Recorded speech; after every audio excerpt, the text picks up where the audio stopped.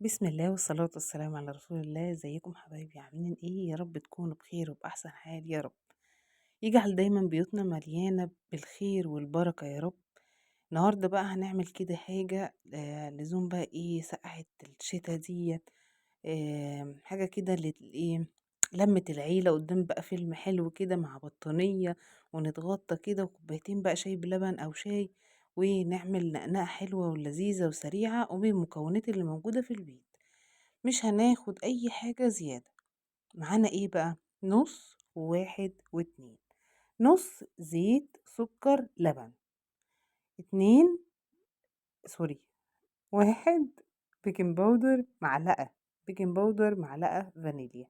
اتنين دقيق. 2 معلقة جوز هند. ده بسكوت جوز الهند، ممكن تستغني عنهم للناس اللي ما بتحبش جوز الهند، برضو هيطلع زي الفل وأحلى بسكوت ممكن تدوقوه.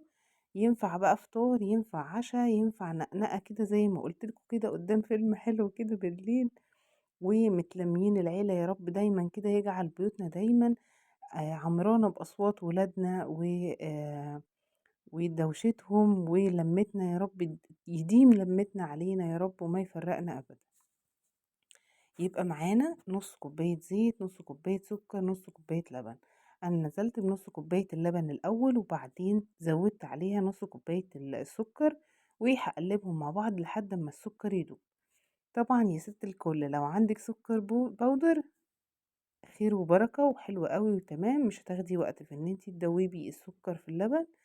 بس بنضاعف طبعا كمية السكر، يعني لو نص كوباية سكر حبيبات هنستعمل كوباية سكر باودر.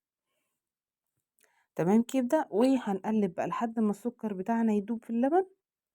اللبن ممكن ندفيه شوية، لان احنا بما ان احنا الجو ساقع دلوقتي، فالمفروض ان احنا في العادي بنعمل حاجة تكون بدرجة حرارة المطبخ. بس طالما احنا في الجو ساقعة كده فالحاجة بتسقع معانا قوام، فهندفي اللبن، ممكن ندفي اللبن شوية. وبعد ما دوبنا السكر في اللبن هنحط نص كوباية الزيت بتاعتنا. طبعا عندك مضرب بيض حلو قوي هيسرع لك الموضوع اكتر، ما عندكيش هنشتغل بالمضرب اليدوي زي ما انا بعمل كده. يعني بحاول دايما في فيديوهاتي ان انا استعمل لكم اقلل الخامات وايه اقل كمان المكونات، يعني عشان ما زودش عليكم، او في ناس تقول لأ أنا ما عنديش المكون الفلاني مش هاعمل، أو لأ، ما فيش حاجة اسمها إن إحنا مش هنعمل لولادنا كل اللي نفسهم فيه، بأقل المكونات وبأقل الخامات كمان. هنستعمل اللي موجود عندنا عشان نعمل لهم كل حاجة، وربنا يقدرنا دايما يا رب كده على تربيتهم وحسن رعايتهم يا رب. اللهم آمين. بعدين هازود بقى الفانيليا بتاعتي، و البيكنج باودر هاحطه على الدقيق. مبدئيًا أنا باستعمل يعني بابدأ معاكِ بكوبايتين دقيق، بس الخليط ده هياخد معايا أكتر من كوبايتين. بس طبعًا الدقيق أنواعه بتختلف، في دقيق بيمتص السوائل ودقيق لأ. فهنبدأ الأول ب كوبايتين دقيق، عشان لو الدقيق بتاعنا مش بيمتص سوائل كتير هنحتاج دقيق أكتر، لكن لو الدقيق بيمتص سوائل مش هنحتاج أكتر من الكوبايتين. يبقى هنثبت معانا كوبايتين الدقيق الأول، وبعدين هنشوف الخليط بتاعنا محتاج قد ايه، وهقولك دلوقتي ازاي في الفيديو تعرفي إذا كان الخليط بتاعك محتاج دقيق أو لأ. أنا حطيت البيكنج باودر على الدقيق، نزلت بكوباية واحدة الأول، وهدوب لحد لما محسش إن فيه دقيق موجود في الخليط أصلا، يعني الدقيق بتاعي يبقى داب خالص في المادة السائلة اللي أنا حطاها. هدوب كده بالمضرب اليدوي، وبعدين هنزل بالكوباية التانية. لو لاحظتوا من شوية أنا ما حطيتش باكل بيكنج باودر كله، لأن أنا مستعملة دقيق شوية صغيرين، مش هستعمل كتير. يعني مش مثلا ده نص كيلو دقيق مثلا، فأنا مش هحط البيكنج باودر كله. أنا حطيت معلقة، عايرت كده بالمعلقة تقريبا، يعني نص كيس البيكنج باودر. هاشيل بقى كده المضرب بتاعي وهاقلب بإيدي، عشان أتأكد إن الدقيق اللي جوه الخليط بتاعي داب خالص، ما فيش أي دقيق ممكن يعمل لي تكتلات جوه البسكوت، فاحس بيه بعد السوا. اما اجي اقطم البسكوتيه كده الاقي الدقيق من جوه بيبقى ايه، عامل زي كلاكيع كده، عجين، مش هيستوي كويس كده. طبعا الخليط بتاعي سايل، هو مش للدرجه دي. اي نعم الخليط بتاع البسكوت ده، نوع البسكوت ده هيبقى الخلط العجين بتاعي سايل شويه، مش لحد لما العجينه تنشف، بس مش للدرجة دي، مش بالسيلان ده. فانا هزود كوباية دقيق، بس هزودها واحدة واحدة لحد لما العجينة بتاعتي توصل للقوام اللي انا عايزاه. يعني مش هحط الكوباية كلها، هحط شوية بشوية اهو زي ما انتوا شايفين كده، وهدوب. انا مش بعجن طبعا، البسكوت مش بيتعجن. البسكوت بيتعمل ايه، احنا يا دوب بنلم المكونات بتاعتنا، بنلمها عشان الدقيق يتجانس مع المواد السائلة اللي في الخليط من غير ما أعجن. عشان أنا لو عجنت أنا مش عايزة الخلطة بتاعتي أو العجينة بتاعتي تبقى بتمط، لأ. بصوا بقى هنا، أو أنا بدأت ألم العجينة، فلما تلاقيها في البولة أو الحاجة اللي انتي بتعملي فيها، تلاقيها بدأت تلم من الحروف كده، اعرفي ان هي خلاص قربت ايه توصل للقوام اللي انتي عايزاه. بصوا انا بلم اهو الحروف خالص مع العجين بتاعي، وهروح اشطف ايدي عشان ابقى متأكدة ان العجينة بتاعتي خلاص مش محتاجة اكتر من كده.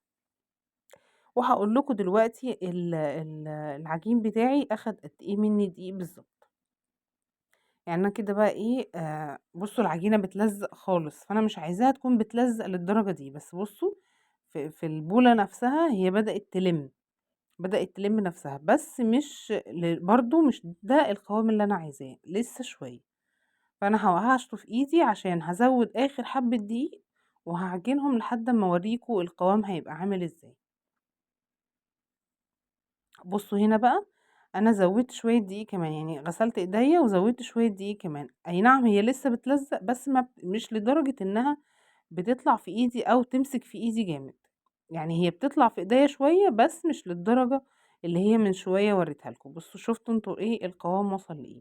هجهز بقى الصواني بتاعتي، هدهنها كده بمادة دهنية، زيت او سمنة اللي يريحكم.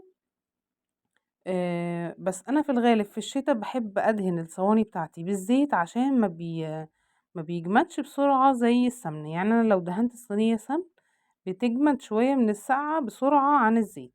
هعمل ايه بقى، هجيب طبق كده وهفضي فيه شوية جوز هند عشان اعمل البسكوت بتاعي. ده طبعا اسمه بسكوت جوز الهند. الناس اللي مش هتحط جوز هند، ممكن تنشفي العجينة شوية اكتر، يعني هتزودي معلقتين كمان دقيق او 3 معالق كمان عشان العجينة تبقى ناشفة اكتر. لكن انا عايزة العجينة بتاعتي تبقى فيها لزوجة شوية، عشان هحطها يعني ايه، هبدرها يعتبر من بره بالجوز الهند. فانا بعمل كور كده. طبعا بصوا بقى، هي العجينة انا وريتها لكم انها لسه بتلزق. طبعا حجم الكورة اللي يريحك، انتي عايزة البسكوتية تبقى حجمها قد ايه براحتك، مش مشكلة. ومش هتفرق لو عملتي واحدة كبيرة واحدة صغيرة شوية، برضو مش هتفرق، يعني مش لازم نعملهم بالمقاس بالظبط. لكن الأهم المهم عندي إن سمك البسكوتية نفسها يبقى واحد. يعني البسكوتية كبيرة بسكوتية صغيرة مش فارقة معايا. بصوا أيوة، أنا السمك بقى هو ده اللي مهم معايا، عشان السوا يبقى كل البسكوت مستوي زي بعض. ما يبقاش عندي واحدة مثلا أنا عملت السمك بتاعها عالي، وواحدة تانية عملت السمك بتاعها أقل، فتبقى واحدة نية وواحدة استوت كويس، أو واحدة تستوي لدرجة إنها تتحرق أو تتلسع مني، ويبقى فيه تانيين لسه ايه مستوش. فنراعي ده. حجم البسكوتية مش مشكلة، قد ما هو السمك هو اللي لازم يكون ايه متساوي قد بعض. هنفضل بقى لحد لما نخلص كل المقدار بتاعي بالطريقة دي. هعمل كور صغيرة وهحطها في جوز الهند من الناحيتين كده، وارجع ابططها تاني واحطها في الصينية. هنخلص الكمية كلها وهدخلها في الفرن على الشبكة في النص، في نار هادية من تحت، والشواية برضو هادية. ممكن تولعي من تحت، تسوي من تحت الأول، وبعدين تولعي الشواية تحمري الوش، وطلعي يا ستي أحلى بسكوت هتدوقيه مع كوباية شاي بقى، مع كوباية شاي بلبن، وبألف هنا على قلوبكم يا رب. ودايما الدقيق في البيت بيخلي يا جماعة بجد البيت مليان خير، وتقدري في أي وقت تعملي لولادك اللي نفسهم فيه من غير ما تنزلي، من غير ما تشيلي هم إن انتي هتجيبي أي حاجة من بره. بالمكونات الموجودة عندنا بنتصرف وبنعمل ألذ حاجات وأنضف حاجات في البيت. ربنا يا رب دايما يحسن ما بين ايدينا وايديكوا، ودعوة حلوة كده من قلبكم توصل لي تفرحني، ولايك وشير وسبسكرايب، والسلام عليكم ورحمة الله وبركاته.